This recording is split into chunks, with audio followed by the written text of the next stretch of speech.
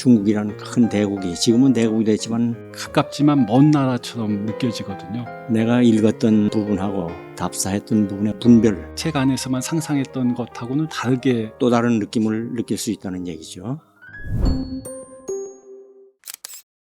선생님의 많은 책 가운데 민족훈으로 살다라는 책이 있더라고요. 그 책에 보면 선생님께서는 루신의 발자취를 쫓는 작업을 하셨습니다. 선생님이 이제 중국 문학사를 또 전공을 하셨으니까 그 중국 문학사에서 루신이 뭐 루신, 노신이라고 또 부르는 그분이 점하는 위상, 중국 문학사적인 위상이 있다면 어느 정도로 그 위상은 어느 정도로 선생님은 이게 가늠하고 계신지요? 저는 그 노신이라는 존재는 네. 중국 현대문학사의 시발점이다. 네. 시발점이자 음. 하나의 중심이라고 볼 수가 있어요. 음. 그 대표적인 작품이 그렇게 길지 않습니다. 내가 여기 가져온 아큐정전이라는 것인데, 그럼 아큐라는 것은 어떤 의미인가? 아라는 것이 이렇게 아자 썼지만 큐는 큐자 썼잖아요. 네. 서양 영어 큐. 큐자. 네. 그건 정체성을 잃어버린 청나라 말의 중국 사람을 그렇게 표상적으로 표현한 겁니다. 내가 번역한 책을 보면 거기 보면 뭐 아큐인지 아꾸인지 아큐인지 뭔지 모르겠다라는 말이 제일 처음에 나옵니다. 그것은 자기 이름을 자기가 모른다는 것이 그게 말이 됩니까? 그것은 중국 사람들이 그 우매했던 그 청나라 말기에 아큐란 인물로 대변한 거라고 말할 수 있어요. 그러니까 노신이라는 작가는 그 당대 중국의 어떤 현실, 시대 상황, 그 당시에 살고 있던 많은 사람들의 모습을 문학 속에서 잘 형상화했다. 이렇게 정리할 수가 있겠네요. 네, 맞습니다. 그리고 그 노신의 그 일대기를 이렇게 살펴보면 일본 유학을 갔다가 네. 거기에서 원래는 의학을 전공하려고 공부하고 있다가 소위 이제 환등기 사건을 경험하고서 일본 사람들이 보는 영화 속에 비춰진 중국인들의 좀 무지몽매한 모습들을 보고서 몸을 건강하게 만들어봐야 소용이 없다. 정신이 썩어 빠지면 아무리 건강하게 만들어줘도 중국은 지금 상태에서 이렇게 벗어나지 못한다. 이제 뭐 그런 각성을 했다라고 하더라고요. 그게 사실 지금 세태하고 이렇게 견주어 보면 지금은 다들 이제 의대에 가려고 하고 뭐 정말 머리가 좀 똑똑하다는 학생들은 다 의대를 진학하려고 이렇게 꿈꾸는데 노신은 어떻게 보면 정반대로 의학을 전공하다가 이제 문학 쪽으로 이렇게 방향을 튼 거지 않습니까? 네. 선생님 거기에 대해서도 조금 더 설명을 해주시면 좋을 것 같은데. 네. 그러니까 그 당시로서는 일본이 발전한 모습이랄까 이런 것을 보는 순간에 자기는 일본에 와서 의학을 공부하는 게 무엇이 도움이 되겠는가. 그래서 다시 되돌아가서 아큐정전이라는 것을 쓰면서 이 아큐라는 말 자체도 이미 청나라에 무지몽매했던 중국 사람들을 그 은유적으로 표현한 겁니다. 중국을 정신적으로 깨우치는 것이 더 중요하다고 생각해서 이제 자기 고향으로 들어가서 아큐정전을 쓰게 된 겁니다. 네. 네, 선생님 그 노신의 아큐정전 하면 금방 떠오르는 어떤 단어가 그 정신승리법이거든요. 정신적 승리법. 아, 정신적 승리법이군요. 네. 보통 그 타조가 포식자를 만나면 그 도망가지 않고 모래에 그 머리를 박는다라고 이렇게 하지 않습니까? 네. 그게 이제 당장의 위협이 되는 대상을 만났을 때 그냥 상상 속에서 그게 이제 정신승리법하고 이어지는 건데 그러니까 현실과 대면하지 않고 외면하면서 어떤 자기가 만든 정신세계, 환상 속에 이렇게 빠져드는 어떤 그런 것을 정신적 승리법이라고 이렇게 이야기하는 것 같은데 그 소설하고 관련 지어가지고 선생님이 조금만 더 설명을 해주시면 좋겠습니다. 아큐라는 사람은 실제로 존재하지 않았던 사람이고 청나라 말기에 이미 외세의 침략을 받아서 이미 그 중국 사람의 본성이랄까 뭐 이런 것이 다 없어진 그런 인물을 아큐라는 사람을 등장시켜서 이제 표현한 건데요. 그래서 그것이 바로 이제 청나라가 처했던 그 당시의 현실을 반영한 것이 아큐정전이다. 라고 이제 간단하게 말할 수 있습니다. 그 과거엔 연구 답사 여행을 자주 떠나셨던 것 같은데 그런 답사 여행을 통해서만 배울 수 있는 게 있다면 어떤 게 있을까요? 저는 실제로 좀 연구 답사 여행을 많이 한 사람이라고 말할 수도 있겠어요. 그리고 이제 그 대표적인 게 이제 장경동을 가본 거 아닙니까? 그래서 그 현장을 답사했기 때문에 그 문학 작품을 읽을 때하고 현장을 볼 때 어떤 큰 차이가 있다는 얘기인데 그 큰 차이라는 게 뭐냐? 문학은 가상현실이라고 말할 수가 있어요. 네. 또 그 지역을 직접 가보는 것은 그 가상현실로 묘사된 그 소설이라는 것이 실질하고 얼마나 다른가 이런 것을 파악할 수 있는 그런 계기가 되는 것 같아요. 그것은 제가 문학을 가르치고 공부하면서 학생들에게 또 전할 수 있을 때 가상현실하고 실제가 얼마나 다른가 하는 것을 얘기할 수 있다는 것이 상당히 중요한 점이라고 생각했어요.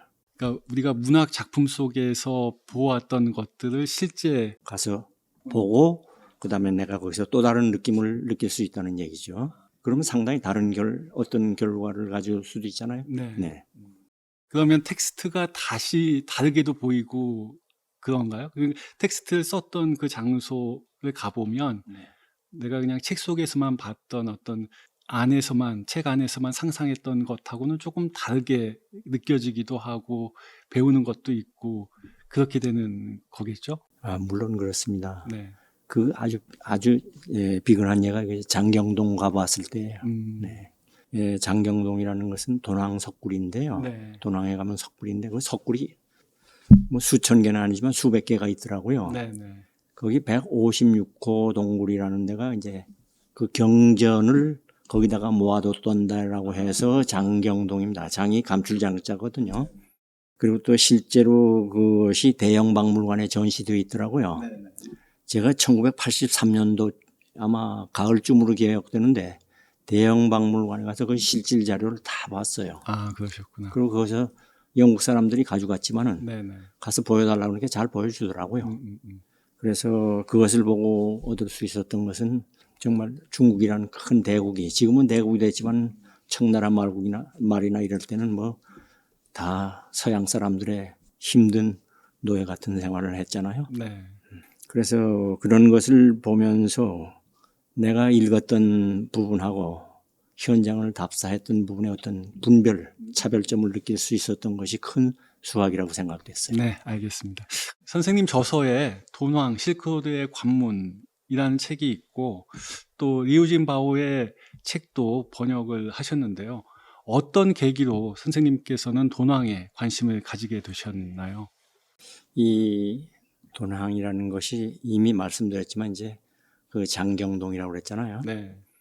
그 장경동이라는 것이 이제 경전을 복원하고 있는 동굴이라는 뜻이라는 것도 이미 말씀드렸습니다. 네. 실제로 책을 읽는 거하고 또 현장을 답사하는 것은 우리가 문학을 이해하는 데서 가장 아주 큰 차이가 있습니다. 네. 그것이 바로 도낭석굴을 방문하고 가서 본 어떤 제 마음속의 어떤 결과라고 말할 수 있습니다. 네. 돈황 석굴에서 엄청나게 많은 그 유물과 또 뭐 책들이 발견되었다라고 하는데 그것이 가진 어떤 정신사적인 의미랄까요? 그런 게 있다면 어떤 걸 얘기할 수 있나요? 문학 작품과 사실을 가서 보게 된다는 것은 어떤 논문을 쓴다든가 또 논문에 대한 어떤 결론을 쓴다는 것에 가장 큰 요점이자 요소라고 말할 수가 있겠어요. 그러니까 그 뭐 예를 들면 당대에 쓰여진 소설들이 그 후대에 알려지지 않다가 그 돈왕석굴에 남아 있는 게 있어서 이렇게 연구가 다시 활발히 진행되고 그런 사례들도 있었나요, 선생님? 실제로 있었던 것이 이 당대 소설 연구입니다. 아, 네. 거기서 영국 사람들은 그걸 가져갔다고 그러지만 약탈해 간 거거든요. 네. 그러니까 그 사람들은 어떻게 보면 실질적인 자료를 가지고 보는 거라고 볼 수도 있죠. 또 중국 사람들은 거기 가서 그 자료를 보고 연구해야 하는 거고요. 예. 사실 제가 이제 여기 뭐 돈항 실크로드에 관문 돈항 변문이라는 것을 썼지만은 네네. 우리가 이런 것을 다 보면서 실제로 보는 거하고 상상력 속에서 무엇을 쓴다는 거하고는 큰 차이가 있다. 그것이 제 생각의 결론입니다. 그 선생님이 그 연구 답사 여행을 떠나셨을 때 혹시 좀 재미있었던 에피소드 같은 거 없나요? 그러니까 뭐 그 중국에 가셨을 때 뭐 어느 지방에 갔더니만 뭐 여기에 풍경이 어떻고 거기서 만난 사람들하고 이렇게 소소한 또 여러 가지 사건 사고 같은 것들도 있었을 것 같은데 혹시 뭐 재미있는 사건 같은 것들 기억나시는 거 하나만 소개해 주시면. 제가 중국의 서역 지방을 한번 갔었을 때요. 아, 서역이라고 하면 이제 서쪽에 네. 제일 사막이 끝거든요. 많은 네, 예.